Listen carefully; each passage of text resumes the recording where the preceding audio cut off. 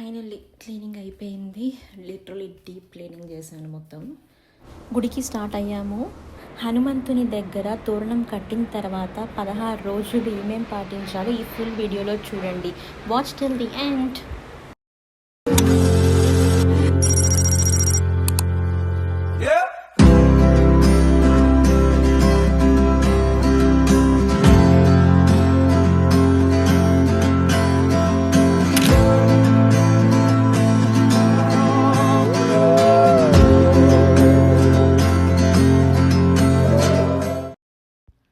Hi guys, welcome to my channel Shivani stories. So రేపు మంగళవారం, ఈరోజు సోమవారం, జూన్ 15th. సో మేము తోరణం కడదాం అనుకుంటున్నాం కార్యసిద్ధి హనుమాన్ టెంపుల్లో. సో తోరణం అంటే ఏంటి, దాని ప్రొసీజర్ ఏంటి, అవన్నీ నేను ఈ వీడియో ఎండ్ వరకు అన్నీ చూపిస్తాను. నాకైతే ఈరోజు ఇల్లు మొత్తం సదిరేది ఉంది. అండ్ దానికి బిఫోర్ ఈరోజు కూడా టెంపుల్కి వెళ్ళేసి వస్తామని అనుకున్నాము. టెంపుల్కి అయితే వెళ్ళి వచ్చేసాము. దాని తర్వాత ఇంటి డీప్ క్లీనింగ్ స్టార్ట్ చేశాను.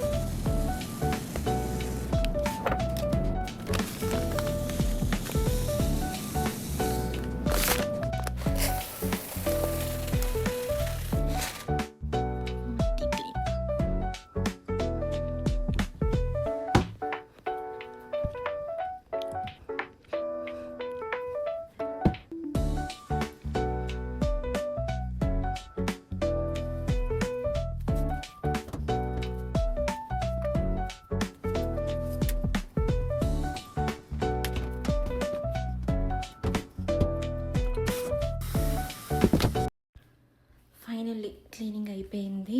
లిటరలీ డీప్ క్లీనింగ్ చేశాను మొత్తం. ఇది అవుట్కమ్. నీట్గా మెరిసిపోతున్నాయి అన్నీ.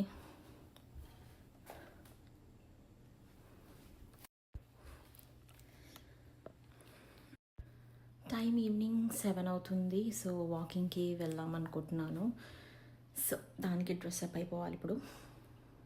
నెక్స్ట్ డే మార్నింగ్ టెంపుల్కి వెళ్ళడానికి రెడీ అయ్యాను. ఇంట్లో దీపం ముట్టించుకొని గుడికి వచ్చిన తర్వాత ఫస్ట్ ఫ్రంట్ డెస్క్లో తోరణం తీసుకోవాలి. దానికి పేమెంట్ ఉంటుంది, అది పే చేస్తే తోరణం ఇస్తారు. దాంతోపాటు అటాచ్డ్ ఒక మంత్రం ఉన్న కార్డు కూడా ఇస్తారు. సో ఆ మంత్రాన్ని రోజు 16 రోజులు 9 సార్లు చదవాలన్నమాట.